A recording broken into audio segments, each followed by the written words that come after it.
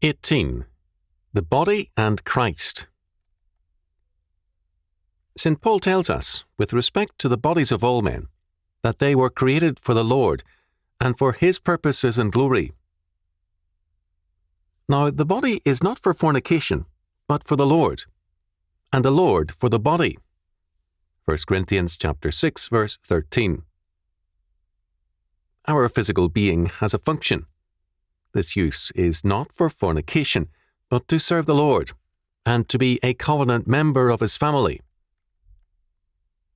We must never forget that the covenant establishes a blood bond between two parties, a kinship. In the covenant of grace, God makes us members by adoption of His family.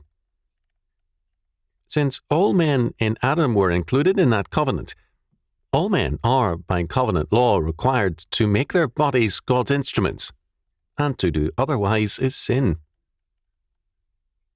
Sin invokes the covenant penalty of death. But it does not render the covenant law dead, any more than grace does.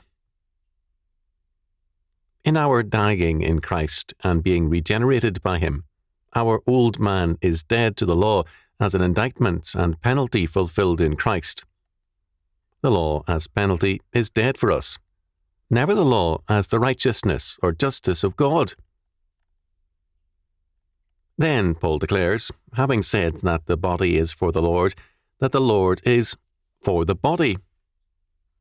He is our covenant head and our next of kin by grace.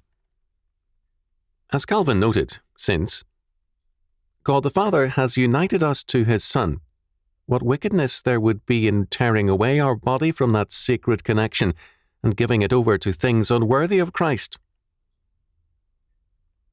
The covenant fact is that our bodies affirm either a covenant of death or a covenant with the Lord of life. Paul stresses strongly the fact that this covenant relationship is a vital and determining one. Our physical and mental acts affirm our membership. Hence, our Lord stresses the significance of adultery in the heart. Matthew chapter 5, verses 27 and 28. Just as God has raised up Christ our Lord, so too He will raise us up by His own power. 1 Corinthians chapter 6, verse 14.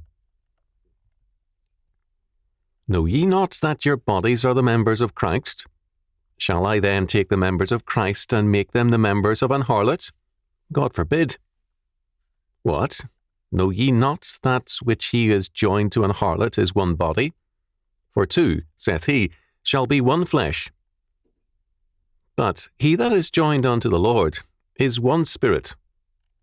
Flee fornication.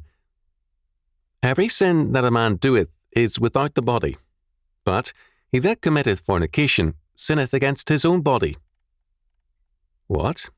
Know ye not that your body is the temple of the Holy Ghost, which is in you, which ye have of God, and ye are not your own?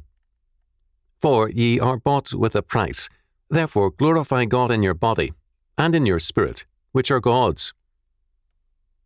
1 Corinthians chapter 6, verses 15 to 20. In the covenant of grace, we are members of Christ, and because it is a covenant of grace from an infinite superior to a creature, we are the property of Christ. To be made members of the royal family is the supreme privilege. To take what belongs to Christ and to unite it to a prostitute is an act of treason. In our union with Christ's humanity, we are one body. In our sexual union with a prostitute or an adulterer, or in any act of fornication, we are again one body. The creation word concerning marriage, Genesis chapter 2, verse 24, and they shall be one flesh, is cited by Paul. Our covenant membership makes us one flesh. The covenant is thus as vital a union as marriage, and is, in fact, the archetype of it. And marriage is a covenant. A central covenant fact is not only our union, but also the indwelling of the Holy Ghost. Marriage is thus a shadow of the reality of the covenant, because the parties to the marriage covenant do not have an indwelling of the one in the other. Not only are we the Lord's by creation, but by salvation, so that we are doubly His property. The body, thus, is not an incidental matter, nor a subordinate fact of our existence. What one did with the body was and is, thus, very important to Paul. The early church, in terms of biblical law, regarded certain sins as irremissible because they required the death penalty by law. The church could not enforce that penalty, but it did recognize the repentant sinner of such a status as legally dead and barred them from communion. 1 Samuel chapter 2 verse 25 says, "If a man sin against the Lord, who shall entreat for him?" This was the church's position.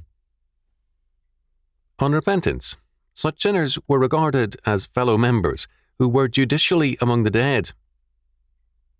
The sins were of three classes.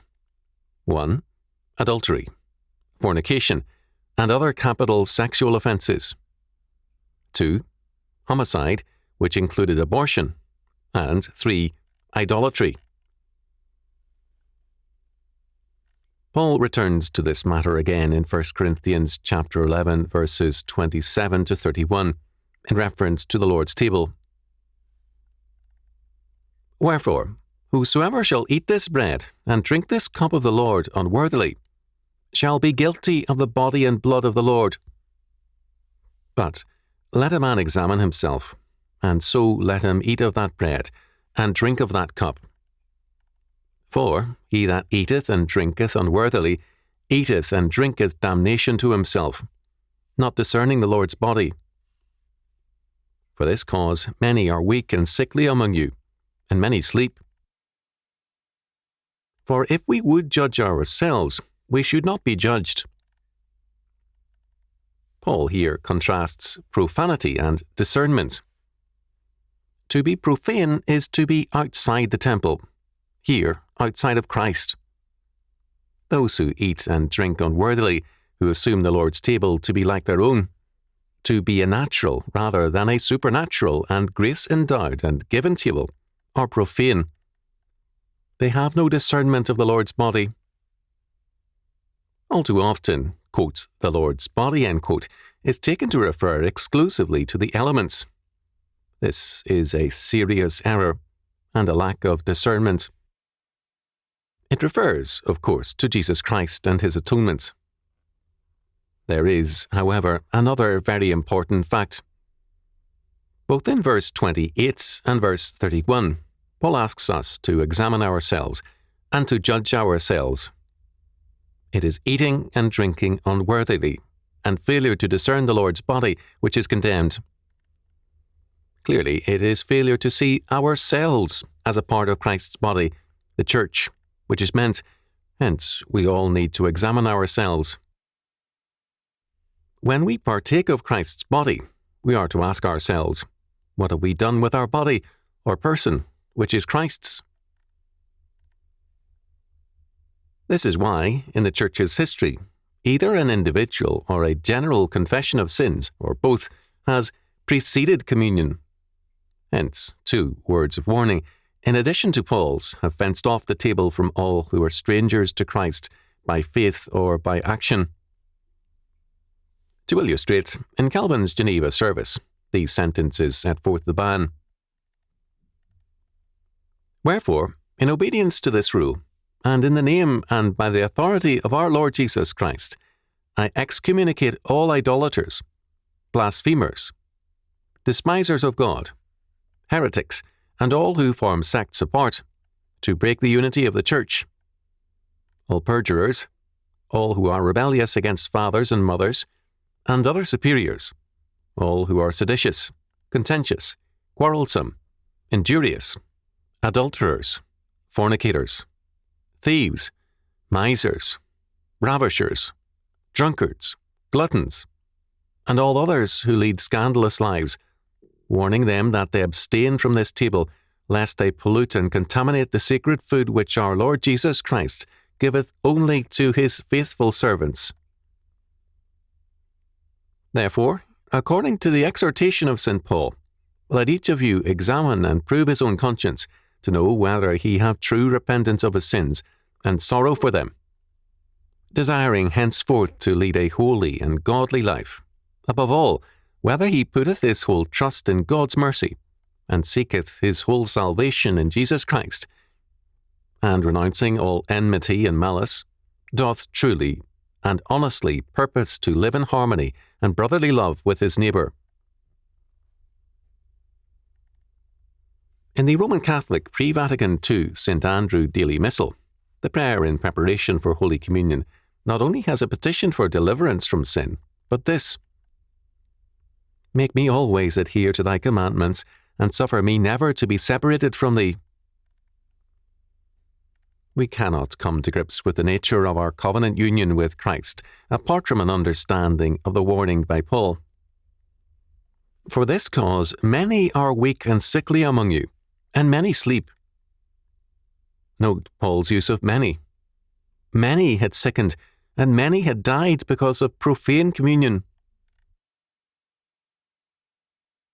A generation or more ago, the idea of psychosomatic medicine was ridiculed. Medical authorities denied that mental states could influence physical health. Now, of course, the reality of such ailments is well known. Doctors, however, once ridiculed the idea and insisted on physical causes only. They saw no psychosomatic sicknesses because they did not believe in them. The same applies to Paul's warning. We are not accustomed to thinking of sin, such as fornication, leading to sickness, that is, to a general effect on the person in every respect, and we are not accustomed to seeing profane communion as a cause of sickness or death. Paul, however, is emphatic about this because our bodies represent a citizenship and membership, a unity either with Christ or with sin. That membership has total consequences.